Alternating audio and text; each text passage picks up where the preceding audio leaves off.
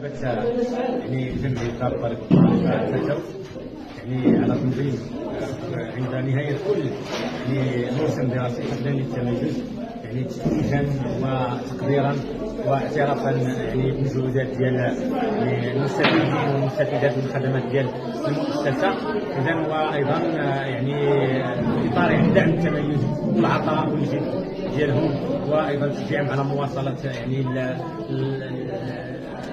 التفوق والعطاء والجد يعني على مدار يعني مستويات دراسيه، سواء يعني في الاعدادي والثانوي، ولما لا نشوفهم يعني في مستويات يعني جامعيه وتكوينيه يعني ارقى واعلى يعني من هذا المستوى فاش كاينين. يعني بالمناسبه كنشكروا جميع الاخوان يعني اللي توقفوا هذا الحفل هذا باش انهم يساهموا في الاسعاف ديال هذه المنطقه هذه، اننا باش نخبروا الناس ان المنطقه ديال الانجزال راه فيها يعني فيها كفاءات، راه فيها يعني قدرات قادره انها باش تبوء يعني مراكز اعلى يعني في الدراسه ديالهم كما كتشوفوا.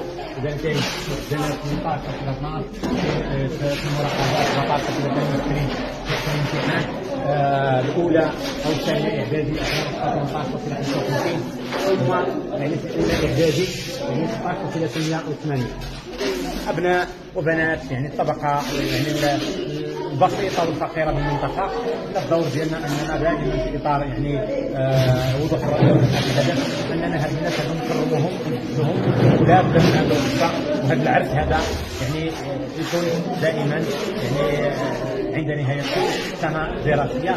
انشطه اخرى ان شاء الله راه دازت، انشطه اخرى غادي تجي ان شاء الله. كنشكروا الاخوان يعني مدراء يعني الصفحات الالكترونيه الفيسبوكيه وغيرها بالمنطقه. السلام عليكم. شكرا.